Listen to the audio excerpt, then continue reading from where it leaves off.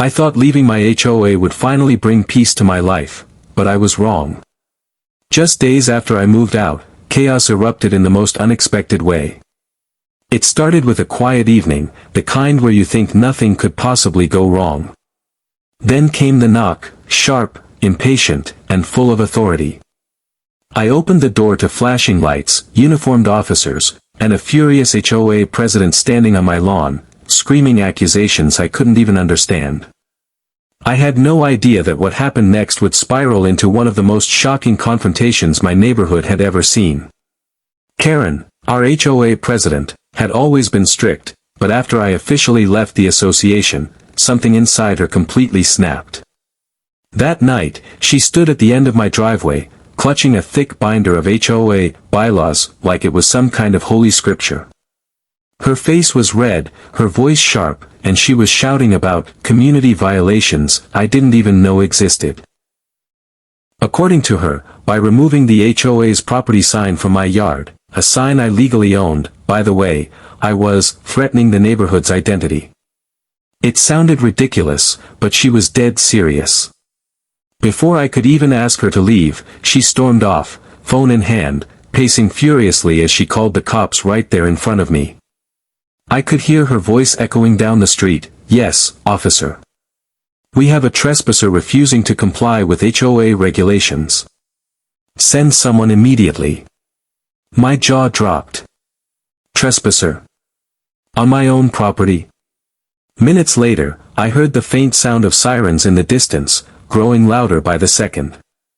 That's when I noticed shadows moving behind curtains, neighbors peeking out, phones in hand, recording every second. Whispers spread like wildfire up and down the block, and in that moment, it felt like the entire neighborhood was holding its breath. By the time the police cars pulled up, Karen was pacing in circles, rehearsing her version of events like a stage performance. I could see two officers exchanging confused looks, clearly unsure why they were even there. What I didn't know, and what Karen definitely didn't expect, was that my son had just arrived home. And he wasn't just any son, he was a cop. Just as the officers were about to approach me, headlights swept across the street. My son's car rolled up slowly, and when he stepped out, Karen's entire expression shifted. Dressed casually but carrying himself with authority, he walked right past her shouting and straight toward the two officers. "Evening, gentlemen," he said calmly, pulling out his badge. The moment it caught the streetlight, Karen froze mid-sentence. One of the officers glanced down at the badge, then back at my son, and immediately straightened up. "Officer Daniels," one of them asked, clearly recognizing his name. My son nodded, then turned to Karen, his voice steady but firm. "Ma'am, I've reviewed the situation, and you've made a false report. You claimed there was a trespasser. But this is my father's property, he's well within his rights to be here." Karen's face went pale, but she tried to argue. "He's violating HOA regulations." "That's a crime," she screeched, waving her binder like a weapon. My son didn't even flinch. "HOA rules," he said, lowering his voice so the entire street went silent, "are not criminal law. Calling 911 under false pretenses is, however, and that's a serious offense." The officers looked at each other, and one quietly stepped forward to stand beside my son.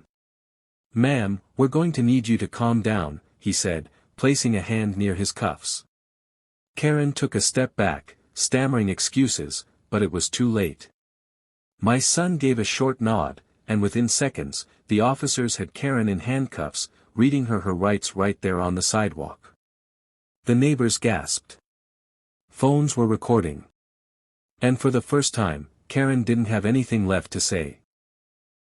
The entire street fell silent except for the sound of Karen's angry protests as the officers led her toward the squad car. Her voice cracked as she shouted, "This is harassment. You can't do this to me." But no one came to her defense this time.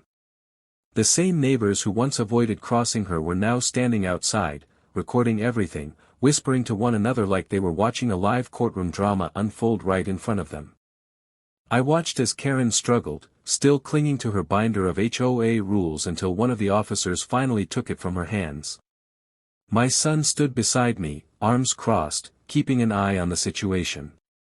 "Dad," he said quietly, "she's facing charges for filing a false police report, obstruction, and disorderly conduct. This isn't going away anytime soon." Within minutes, the flashing lights disappeared down the street, taking Karen with them. But the chaos she left behind lingered. Almost immediately, the HOA group chat exploded. Message after message flooding in from neighbors. Some were celebrating, relieved that someone had finally stood up to her bullying. Others were panicking, wondering what would happen to the HOA now that its fearless leader was in custody.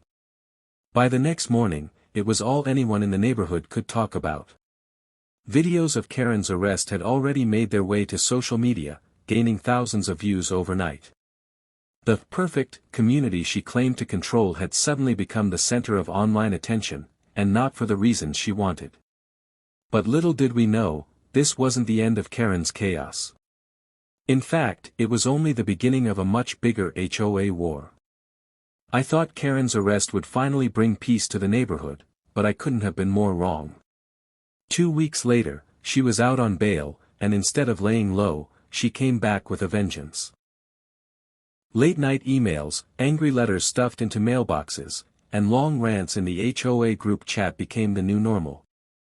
She claimed she was framed, accusing me and my son of abusing power, and threatening to take the HOA back by force. But here's where things took an unexpected turn. Several neighbors, tired of her bullying and reckless behavior, came together to petition for her permanent removal as HOA president. Within days, over 70% of homeowners had signed. Karen showed up at the emergency meeting furious, screaming at everyone in the room, but this time, no one backed her up. The board voted unanimously to remove her from power. You'd think that would be the end of it, except Karen had already filed a lawsuit against the HOA, claiming damages for emotional distress and defamation. That's when I realized something important. When it comes to HOA drama, there's never really an ending, just a series of escalating battles. To this day, the videos of Karen's arrest are still circulating online, and people all over the country are debating who was in the right. Was she just a power-hungry HOA president, or did she truly believe she was defending the community? One thing's for sure, living under an HOA can turn ordinary neighbors into bitter enemies faster than you'd think. And if you've ever faced an HOA nightmare of your own, I want to hear your story.